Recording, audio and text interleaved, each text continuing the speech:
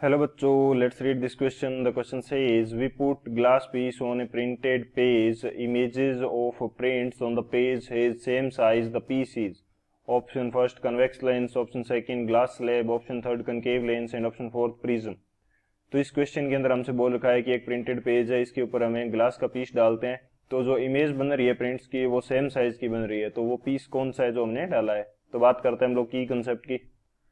तो यदि मैं बात करूं की कंसेप्ट की इस क्वेश्चन के लिए, तो की कंसेप्ट क्या होगा हमारे पास लेंस से जब भी इमेज बनती है तो वो डिपेंड करती है फोकल लेंथ के ऊपर।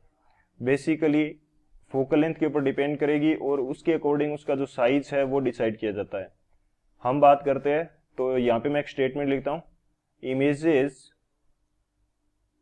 Images from lens images from lens will depend on its focal length so focal length के अकॉर्डिंग ये सेम साइज की लार्जर या स्मॉलर हो सकती हैं। hence it could be smaller, larger and of same size सो ये अलग अलग साइज की हो सकती हैं। ये किसके ऊपर डिपेंड करेगा? फोकल लेंथ के ऊपर। सो कन्वेक्स लेंस और कनकेव लेंस दोनों के लिए ये कंडीशन लागू होगी। अब हमारे पास जो प्रिज्म है, प्रिज्म के द्वारा जो इमेज बनती है वो किसके ऊपर डिपेंड करती है? Refractive index and angle of prism पे। image through prism will depend on refractive index of prism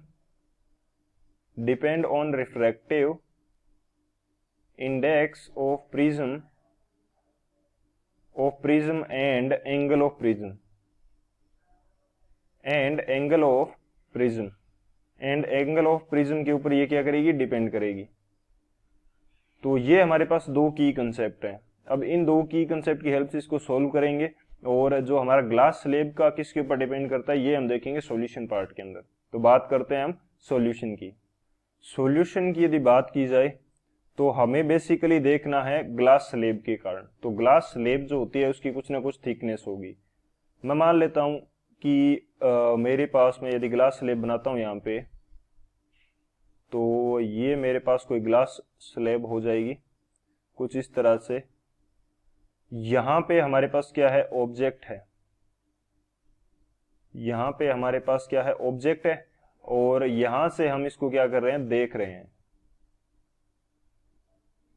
तो जैसे ही ऑब्जेक्ट से यहां पे मैं मान लेता हूं एयर है और यहां भी एयर है और यहां हमारे पास क्या है? ग्लास है, तो ये हो जाएगा ग्लास स्लेब। तो इसके द्वारा जो इमेज बनेगी वो किस प्रकार से डिपेंड करेगी? इस ऑब्जेक्ट से हमारे पास लाइट रे जाएगी इस स्लेब के ऊपर जाएगी, तो रेयर अर्थ से डेंसर मीडियम की तरफ जा रही है, तो नॉर्मल की तरफ क्या कर जाएगी? बेंड कर जाएगी। ये हमारे पास क्या है? नॉर्मल है। तो नॉर्मल की तरफ बेंड कर गई, मान लो कुछ इस तरह से ये नॉर्मल की तरफ बेंड कर गई। अब वापिस इससे बाहर निकलेगी, तो नॉर्मल से क्या हो जाएगी? दूर हो जाएगी कुछ इस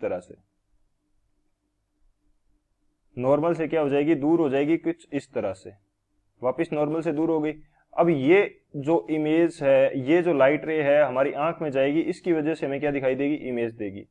लेकिन जो यहाँ पे ऑब्जेक्ट से हमारे पास जो लाइट रे चली थी वो ग्लास स्लेब में गई और ग्लास स्लेब से जो बाहर निकलने वाली लाइट रे है, ये दोनों क्या है? पैरेलल है। फर्स्ट इसको मैं बोल देता हूं और इसको सेकंड बोल देता हूं। फर्स्ट एंड सेकंड जो है वो पैरेलल है। First and second are parallel. So हमारे पास जो इमेज बन रही है इसके कारण वो जस्ट क्या बन रही है?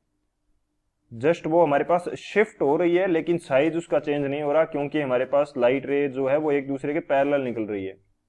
सो हमारे पास जो इमेज बनेगी वो क्या बनेगी, सेम साइज की बनेगी, इमेज ऑफ सेम साइज। तो ये इसके पीछे का कंसेप्ट रहता है। लेकिन कनकेव लेंस हो गया, कन्वेक्स लेंस हो गया, इनके अंदर फोकल लेंथ के ऊपर डिपेंड कर रही है। तो जितनी फोकल लेंथ के ऊपर होगी उसके अकॉर्डिंग साइज डिपेंड करेगा, स्मॉल हो सकता है, लार्ज हो सकता है, या सेम साइज की हो सकती है। प्रिज्म के अंदर क्या होता है, डेविएशन के ऊपर डिपेंड करता है। जैसे लाइट रेस के ऊपर आई, लाइट रेस के ऊपर आई प्रिज्म के ऊपर, तो ये इसको डेविएट कर देगा। चलो थोड़ा सा इसको मैं करेक्टली बना देता हूँ। ये लाइट रेस के ऊपर आई कुछ इस तरह से, इसने इसको डेविएट कर दिया, और बाहर आएगी तो और डेविएट कर देगा। तो जो इमेज है वो इसके deviation angle A and reflective index जो है इसका, उसके ऊपर डिपेंड करती है। तो वो डिसाइड करेगी कि साइज क्या है। सो ये हमारे पास इसका कंसेप्ट रहता है। तो कौन सा जो ऑप्शन है वो करेक्ट होगा, जो हमारे पास ऑप्शन बी है ग्लास स्लेब, वो हमारा करेक्ट हो जाएगा। So option B is the final answer. I hope you understood it well. Best of luck. Thank you.